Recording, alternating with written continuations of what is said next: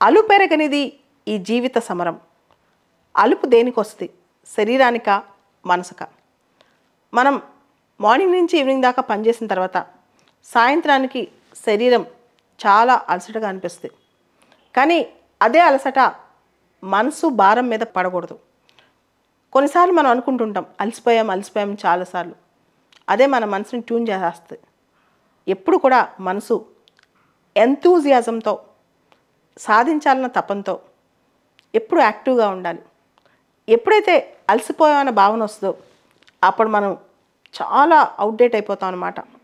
చాలామంది యువకులు కూడా చాలా యంగ్ వయసులో అలసిపోయానన్న భావనతో నేను చాలా అలసిపోయాను, ఇంక నా వల్ల కాదు అంటుంటారు. తెలుగులో ఒక కవి చెప్తాడు, కొంతమంది యువకులు పుట్టుకతో వృద్ధులు అని చెప్పి.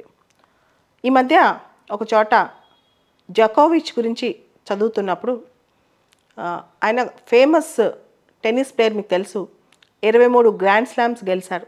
ఆయన వయసు దాదాపు 35, 36 ఇప్పుడు.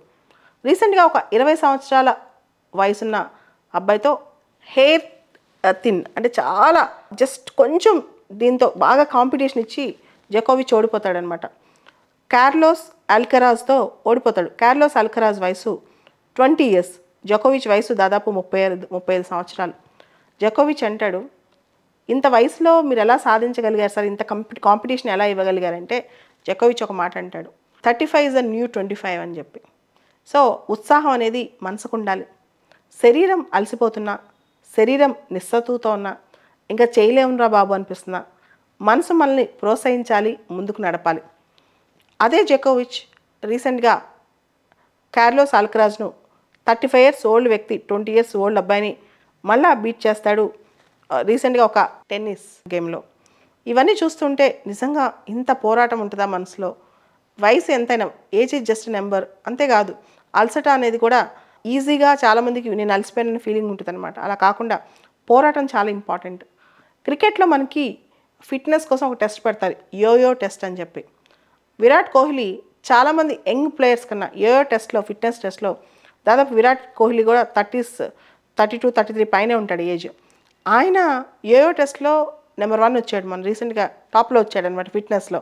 చాలామంది ఆయనకన్నా యంగ్ ఉన్న వాళ్ళు వీక్గా ఉన్నారనమాట. సో ఇవి ఎలా చేయగలుగుతున్నారు అంటే శరీరాన్ని నడిపించేది మనసే. ఆ మనసు కనుక మన కంట్రోల్లో ఉంటే, మన ఫోకస్ మన చేతిలో ఉంటే, మన పట్టుదల మన చేతిలో ఉంటే, మనం ఇలా ఉండాలని మన మనసు డిసైడ్ చేస్తే, in fact I can tell you, don't contemplate.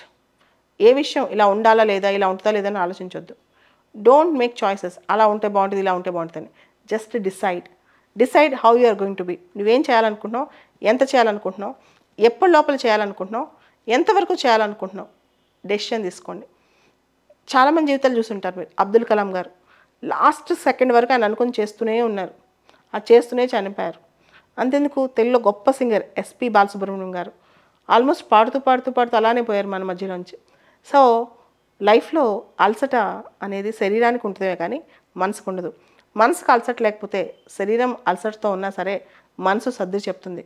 కాబట్టి టైం దొరికింది, హాలిడే వచ్చింది, లేదా బ్రేక్ తీసుకుందాం, అలసిపోయాం, ఇదంతా కాదు. అప్పుడప్పుడు కొంచెం బ్రేక్ అవసరమే, కానీ అలసట పూర్తి స్థాయిలో మనసుకుంటే మాత్రం మనుషులు నిజంగా నష్టపోతాం.